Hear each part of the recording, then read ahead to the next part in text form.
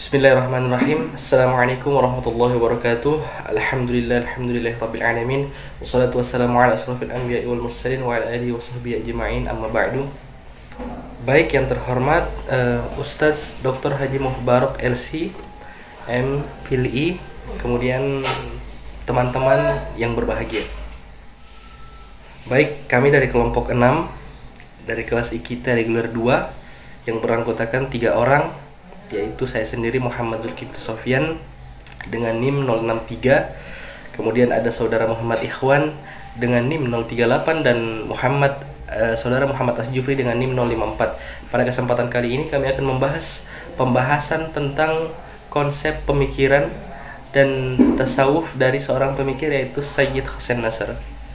Sebagai pembahasan pertama akan dijelaskan langsung oleh saudara Muhammad Ikhwan, kepadanya dipersilahkan.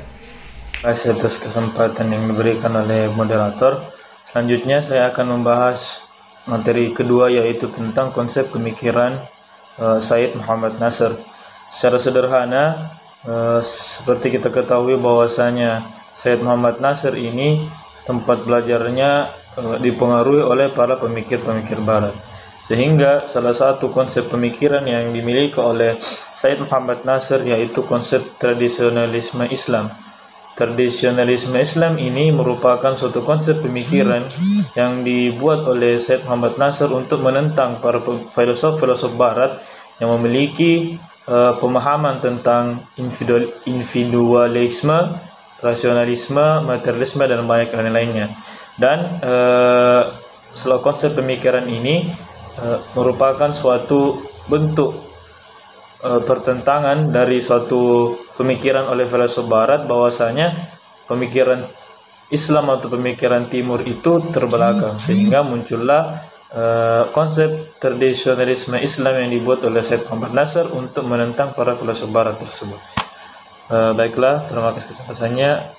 Saya kembali kepada moderator. Ya, itu tadi pembahasan dari saudara Muhammad Ikhwan.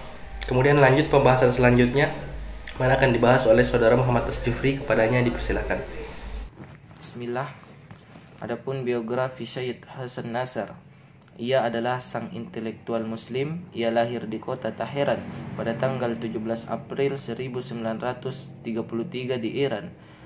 Adapun ayahnya bernama Sayyid Waliullah Nasr yang memberikan pendidikan dasar kepada anaknya dengan cara mengirim Nasr ke Qum untuk mendalami ilmu kalam, filsafat, tasawuf, menghafal Al-Quran, serta menghafal syair-syair Persia klasik.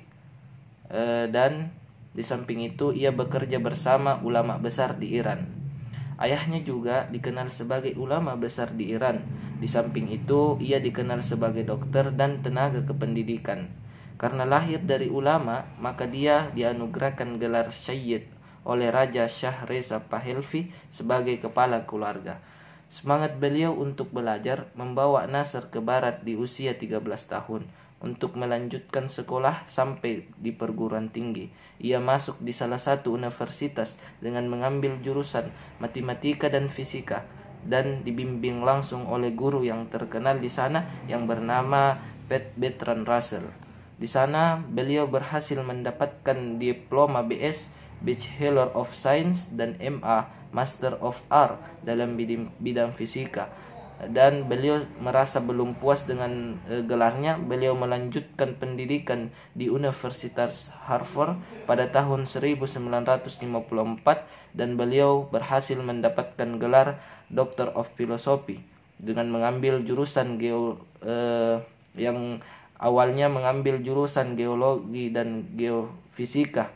Dan disinilah ia mulai disiplin untuk mendalami ilmu tradisional serta menekuni bidang filsafat, ilmu pengetahuan yang berfokus pada Islam dan filsafat.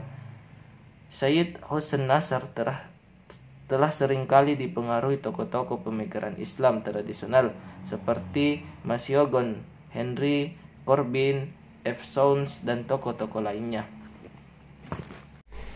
Baik, terima kasih atas pembahasan yang telah dibahas dari saudara Muhammad Asjufri. Kemudian masuk pada pembahasan selanjutnya, yang mana akan dibacakan oleh saya sendiri, yaitu poin tentang peranan tasawuf menurut Sayyid Hussein Nasr. Sayyid Hussein Nasr pada masa beliau menuntut ilmu di negara barat ini, di mana beliau digempur, ditekan dengan banyak paham-paham yang berbeda dengan paham di negara timur. Salah satunya itu krisis yang terjadi pada dunia modern, sehingga Sayyid Hussein Nasr ini berkeinginan untuk memperbaiki krisis tersebut dengan jalur tasawuf. Sebagai poin pada pembahasan ini, kami membahas tentang krisis dunia modern, di mana di tengah krisis dan peradaban manusia modern, umat Islam terbelah menjadi dua kelompok. Kecenderungan pertama, mereka yang terjebak dalam krisis dunia modern karena mengikuti pola barat secara sembrono, secara sembarangan. Dan kedua, mereka yang tetap setia kepada nilai-nilai tradisional Islam. Mereka masih mengamalkan ibadah dan ritual agama, berpegang pada hukum Tuhan, dan menghormati ulama serta para wali. Nah, karena hal tersebut, Nasr berpendapat salah satu penyebab kemunduran kehidupan internal umat Islam adalah penghancuran tasawuf dan tarekat sufi oleh gerakan-gerakan rasionalisme kelompok Puritan seperti gerakan Wahabisme di Arab Saudi, dan ahlul hadis di India. Dalam konteks ini, Nasr sangat jelas berbeda dengan sarjana muslim lain yang justru menganggap tasawuf dan tarekat sebagai penyebab kemunduran umat Islam. Baik, itu yang menjadi pembahasan dari kami. Kemudian sebelum menutup, sebagai kesimpulan dari pembahasannya, yaitu kami menarik kesimpulan Sayyid Hussein Nasr ini merupakan seorang pemikir abad ke-20 yang mengkritik tentang pemikiran orang barat yang menentang tasawuf. Kemudian yang kedua, konsep yang digunakan oleh Sayyid Hussein Nasr ialah menggabungkan antara pemikiran barat dan timur.